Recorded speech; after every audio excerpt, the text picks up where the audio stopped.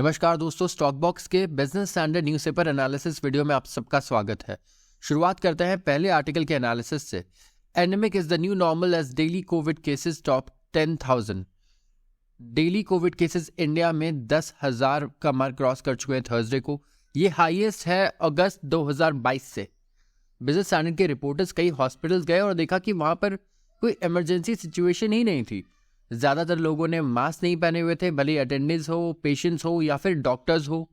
और सैनिटाइजर की बॉटल्स देखिए एम्प्टी है, सोप डिस्पेंसर्स एम्प्टी हैं। मतलब इस तरीके का माहौल था कि लग नहीं रहा था कि कोविड केसेस इतने बढ़ चुके हैं।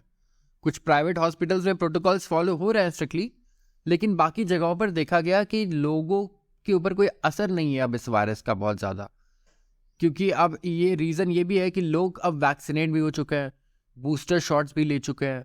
तो अब उन्हें ये लगता है कि ठीक है, ये आएगा चला जाएगा। एक पैंडेमिक एबनॉर्मल था, एंडेमिक एक नया नॉर्मल हो गया है और ये एंडेमिक स्टेज फॉरएवर भी रह सकता है। जेकब जॉन का कहना है, एक रिनोवेड वायरोलॉजिस्ट है, उन्होंने कहा है कि ये जो स्टेज है ना, ये बढ़ते रहना, गिरते रहना, बढ़ते, ये शायद पूरी लाइफ टाइम, पता नहीं, शायद अगले 100 साल भी चलता रहे, 1000 साल भी चलता रहे। एस नारायणी, एक बिजनेस हेड है फोर्टिस महाराष्ट्र के, उन्होंने कहा कि अब जो मुंबई का जो हॉस्पिटल अभी जो है, ये इनका जो 20 बेड वार्ड है कोविड पेशेंट्स के लिए और 2-3 बेड इसमें कोविड आईसीयू के लिए है, कि इनके लिए सेपरेट एग्जिट्स बनाए हैं इन्होंने।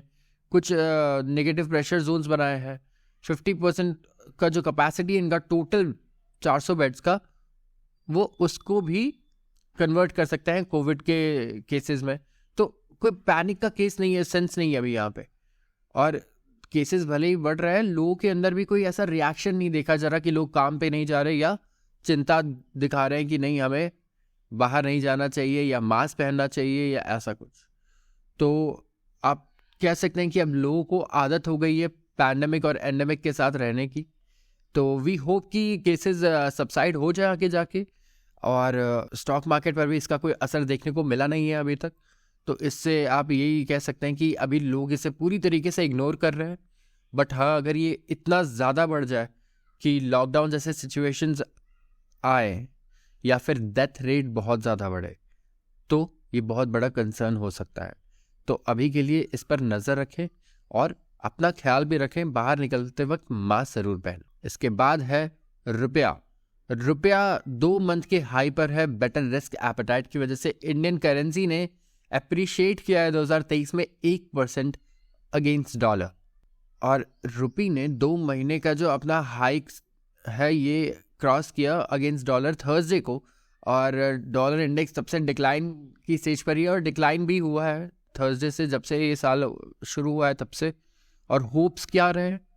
होप्स ये रहे हैं डॉलर इंडेक्स के गिरने के कि federal reserve interest rate cycle अब रिवर्स करेगा, बढ़ाना बंद करेगा और गिराना शुरू करेगा इंटरेस्ट रेट्स को, या एटलीस्ट फ्लैट रखेगा। तो डॉलर, अगर आप देखें जो रिलेशन है, कोरिलेशन है इसका इंटरेस्ट रेट के साथ, वो ऐसा है कि नॉर्मल सर्कमस्टांसेस में अगर फेडरल रिजर्व जो यूएस की सेंट्रल बैंक है, अगर वो इंटरेस्ट रेट बढ़ाती है अपना, तो डॉलर और ज़्यादा स्ट्रांग हो जाता है। और इंटरेस्ट रेट गिराती है तो डॉलर और ज़्यादा वीक हो जाता है। अब आप सोच रहे होंगे कि ठीक है, इससे क्या होगा? आपको डॉलर से बहुत ज़्यादा फ़र्क पड़ता है। डॉलर से पूरी दुनिया को बहुत फ़र्क पड़ता है। कैसे? अगर छोटा सा एग्जांपल लें तो अगर अभी रेट हाइक बंद हो जाते हैं और फेडरल रिजर्व रेट नीचे कर देती है, लेट्स से 25 BPS कट कर देती है, डॉलर उससे वीक हो जाएगा। डॉलर जब वीक हो जाएगा तो कमोडिटीज़ जो बाकी करेंसी है वो और ज़्यादा खरीद पाएंगी, क्योंकि वो डॉलर में खरीदती है।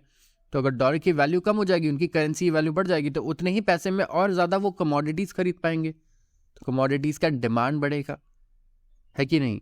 इसके बाद जो कंपनीज़ है, जैसे कि इंडिया में आईटी सेक्टर, डॉलर के वैल्यू गिरने से इनको नुकसान होगा।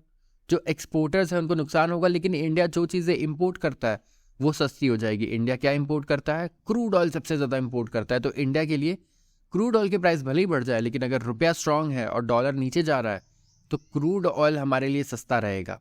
उसी तरीके से गोल्ड भी इंपोर्ट बिल में आता है, तो गोल्ड भी हमें सस्ता मिलेगा कंपैरिजन में। तो इससे बहुत ज़्यादा फर्क पड़ता है पूरी दुनिया को।